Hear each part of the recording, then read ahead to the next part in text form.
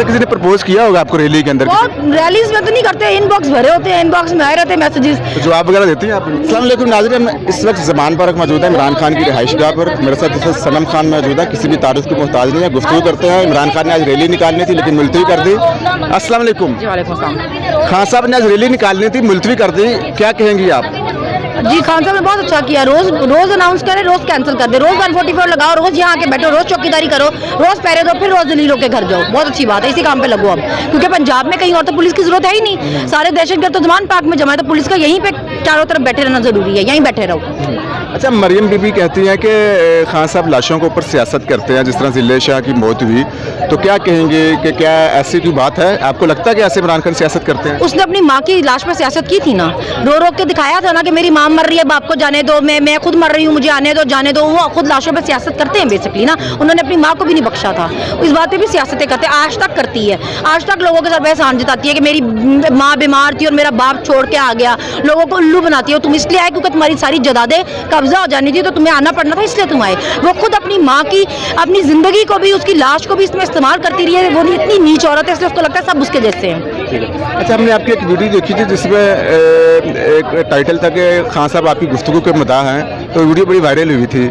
क्या कहेंगे इसके ऊपर कि जिस तरह बोलती हैं खान साहब आपकी गुफ्तगू के मदाह हैं, क्या कोई ऐसी बात है? अच्छा, कौन सी वीडियो थी वो? मैंने तो नहीं देखी। किसने कहा मदा है? जिस तरह बोलती हैं, मुलाकात भी आपकी हुई इनके साथ, इमरान खान साहब के साथ, फिर लोगों ने नीचे कमेंट्स भी बहुत ज़्यादा किए हुए थे कि आप बाकी बब्बर शेरनी है, खान की शेरनी है आप। मेरी मुलाकात हुई ना, उस पर तो मुझे सारी जिंदगी दुख रहेगा, क्योंकि हम एक तस्वीर भी नहीं ले सके खान साहब के साथ, हमें अलाउ ही नहीं थी।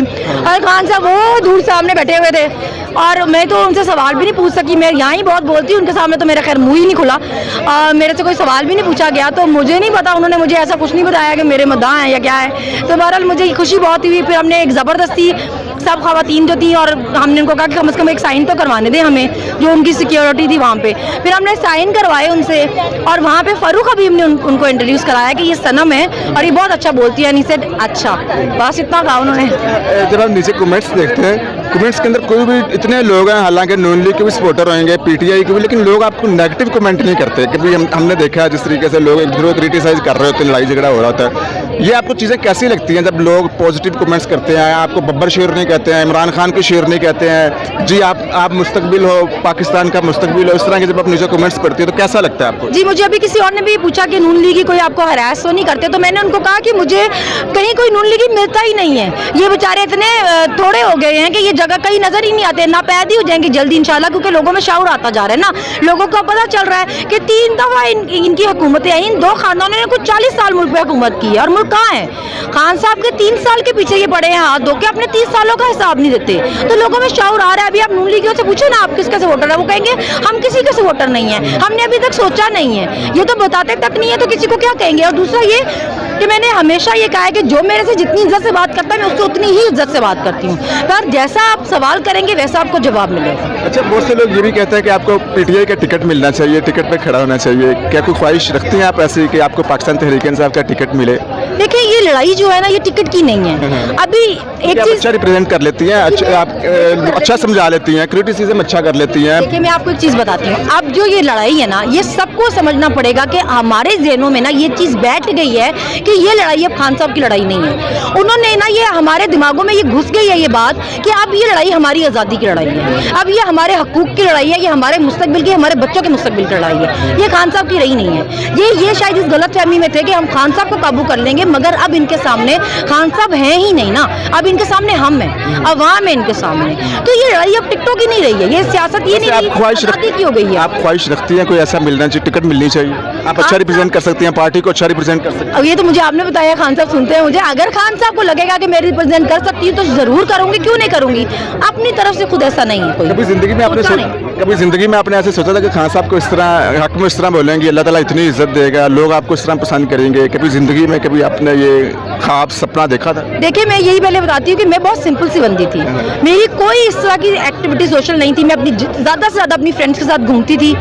बच्चे हमारे स्कूल जाते थे तो हम सब फ्रेंड्स कोई नाश्ता वाश्ता करने चली जाती होती थी, इतनी मैक्सिमम मेरी एक्टिविटी होती थी बाहर की।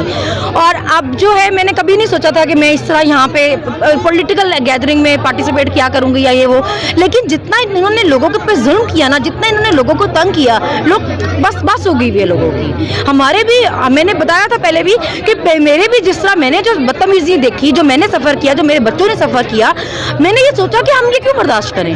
ये लोग जो पाकिस्तान की आवाम के टैक्स के पैसे में पलते हैं, ये उनके साथ ऐसा सलूक करते हैं। हमारे साथ तो पहली दफ़ा हुआ था ना, हमें ये सब पता नहीं था। तो हमें उस दिन हुआ कि यानी आम आदमी, आम लोग ये सफ़र करते हैं। तो क्यों करते हैं? इसलिए क्योंकि हम गरीब लोग हैं या मिडिल क्लास लोग हैं, तो इसलिए इस मुल्क में इज्जत सिर्फ अमीर लोगों की है। अच्छा, तो हमने देखा कि आपकी फ़ैन फॉलोइंग माशाल्लाह बहुत अच्छी है।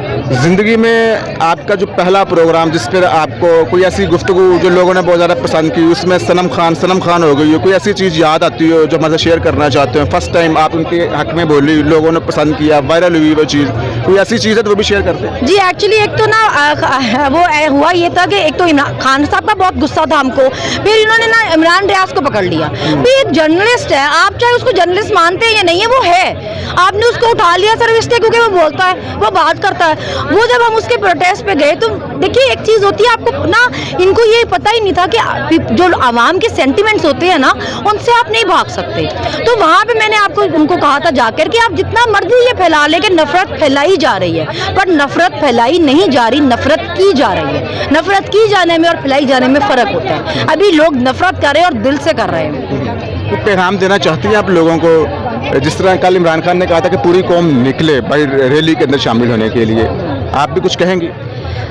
देखिए, मैं ये कहूँगी कि कितनी देर और जलील होना है, तुम लोगों की कोई इज्जत नहीं है। तुम्हारे घरों में घुस जाते हैं, आधी घरों में आधी रातों को घुस जाते हैं, जिसको दिल करता है उठा के ले जाते हैं। किसी का बच्चा मार देते हैं, उसका पूरा खानदान उठा लेते हैं, अगले दिन वो आके कहता है मैंने केस ही नहीं करना।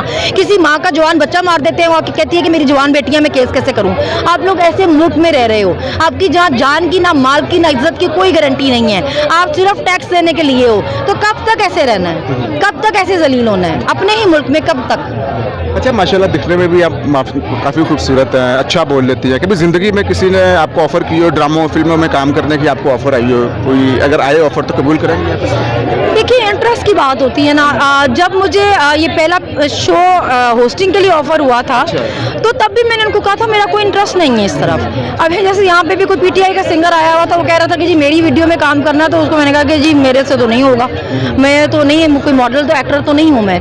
मगर ये है कि फिर जो मैंने एक शो के लिए फाइनली हाँ बोली भी, वो भी इसलिए की गई, वो मतलब इनको ही होस्टिंग थी इनकी पीडीएम की, तो मैंने कहा ये काम तो मैं सवाब समझ के ही कर लेती हूँ। तो मुझे बड़ी खुशी महसूस होती है इनको जलील करके, क्योंकि ये इसी काबिल हैं। तो वो एक शो करी, वैसे मुझे कोई इंटरेस्ट नहीं है एक्टिंग ड्रामा फिल्म और ड्रामा में जाने की किसी किस्म का इंटरेस्ट नहीं है, बस सियासत में एंट्री पॉसिबिलिटी हो? मेरा काम ही नहीं है ना, मेरी लाइन ही नहीं है।